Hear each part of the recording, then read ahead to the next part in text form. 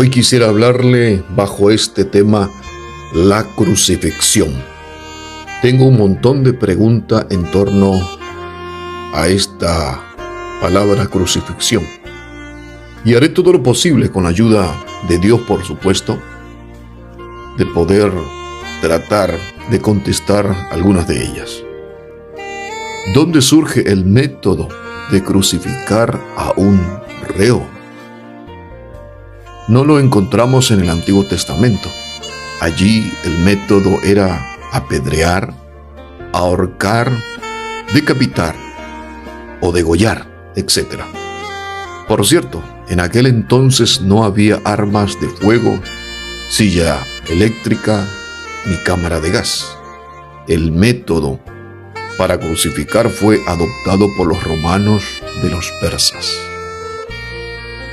¿A quiénes se aplicaba este método? No se aplicaba a los ciudadanos romanos, se aplicaba a los esclavos más viles y solo a los extranjeros, es decir, a los no romanos. Era el método más cruel y más vergonzoso. Era un sufrimiento muy pero muy cruel. ¿Cómo era el procedimiento? Primero, el condenado era azotado. Después tenía que llevar el travesaño al lugar de la ejecución. Allí el palo vertical ya estaba fijado y asegurado en el suelo, por supuesto. Al llegar, el reo era desnudado y luego las manos eran clavadas y atadas. A veces las dos cosas. Después de que el travesaño fuese alzado y fijado por el palo horizontalmente, los pies eran clavados, encimados uno sobre el otro.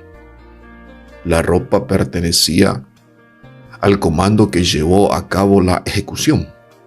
A veces se le daba al reo una bebida narcótica para hacerlos menos sensibles al dolor.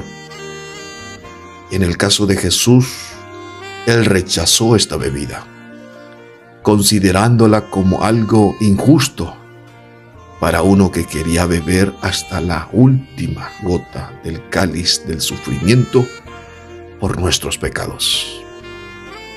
¿Cuánto tiempo solía durar la agonía en la cruz? Interesante pregunta. Esto dependía de la manera en que estuvieran sujetados a la cruz. Dios mío. Si habían sido atados, es decir, no clavados, y el cuerpo podía apoyarse parcialmente sobre su proyección en medio del palo, es decir, entre las piernas, entonces estaban allí de 3 a 4 días. Si habían sido clavados, la agonía era mayor y más corta. Estaban colgados en pleno sol. Las heridas de la flagelación o de los clavos muy pronto causaban una fiebre muy alta. A esto se asoció una terrible sed y grandes dolores de cabeza. Lo que más dolor causaba era la dificultad de respirar, pues la posición de colgado los cansaba, por supuesto.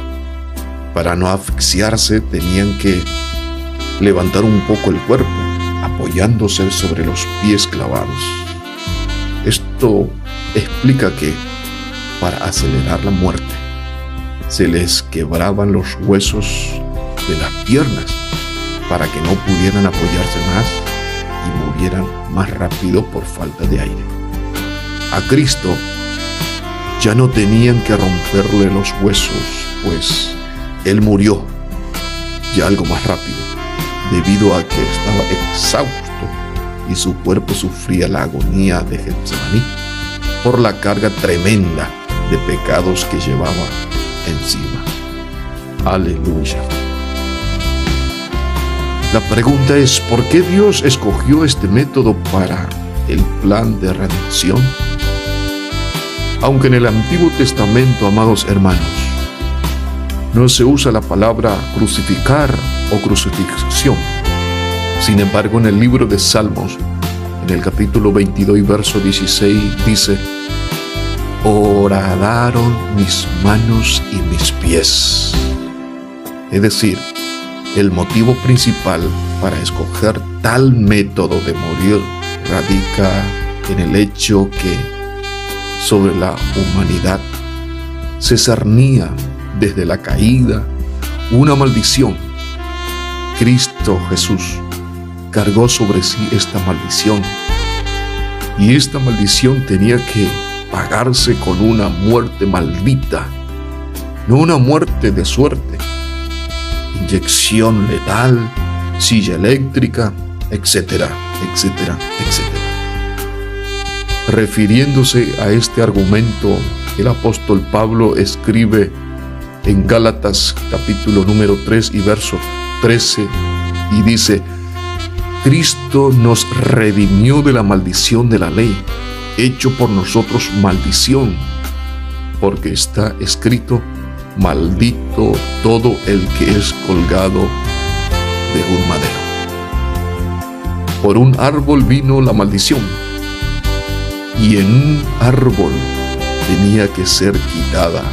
Sí, Cristo cargó la maldición o el castigo causado por el pecado y la quitó por una muerte en la cruz, en la que Él mismo fue hecho pecado y maldición por toda la humanidad. Gloria a Dios. ¿Cuáles son las distintas actitudes frente a lo que en la cruz sucedió? El hecho en sí es histórico, irrefutable, pero en la actitud hacia el hecho radica lo más esencial. Según Pablo, hay dos posibles actitudes. Para uno es locura, para otro es poder de Dios. Los primeros se pierden, no importa cuán buenos hayan sido, pero los otros pueden salvarse, no importa cuán malos hayan sido. Los segundos ven en el Cristo de la cruz al sustituto, uno que muere y paga por los otros. Gloria a Dios. ¿Qué sucede con aquellos que ven a Cristo, a su sustituto? Estos reciben el perdón de sus pecados, son reconciliados con Dios, por ende, tienen paz con Dios, llegan a ser sus hijos y no tienen otro motivo para gloriarse sino en aquello que Cristo realizó por ellos en la cruz. Te adoramos, mi Jesús. ¿Qué significa cuando dice Pablo: con Cristo estoy juntamente crucificado? En Gálatas, en el capítulo 2 y verso 22, así escribe el apóstol San Pablo: con Cristo estoy juntamente crucificado, y ya no vivo yo, mas vive Cristo en mí. Y lo que ahora vivo en la carne, lo vivo en la fe del Hijo de Dios, el cual me amó y se entregó a sí mismo por mí. Esto quiere decir que el perdonado, reconciliado con Dios, se considera crucificado, muerto para con el pecado, los deseos y las concupiscencias pecaminosas que llevaron a Cristo a la cruz. Esto quiere decir que no solo se considera perdonado, sino que también liberado del poder del pecado para dejarlo y vivir una nueva vida en Cristo Jesús. Pablo escribe y dice: vivo, pero ya no yo, sino Cristo vive en mí. Alabado sea el Señor Jesús. ¿Qué significa tome su cruz y sígame. Interesante pregunta. Para Cristo tomar la cruz significaba negarse a sí mismo y decir sí al plan y a la voluntad del Padre para él. Le costó, por supuesto que sí, pero lo hizo. Para nosotros también, amados hermanos, la cruz significa no como yo quiero, sino como tú quieres, Señor. Es decir, si al plan y a la voluntad de Dios para nosotros, la voluntad y el plan de Dios para nosotros siempre es lo mejor. Pero a veces, por supuesto, a veces cuesta. Pero hay que aceptarlo.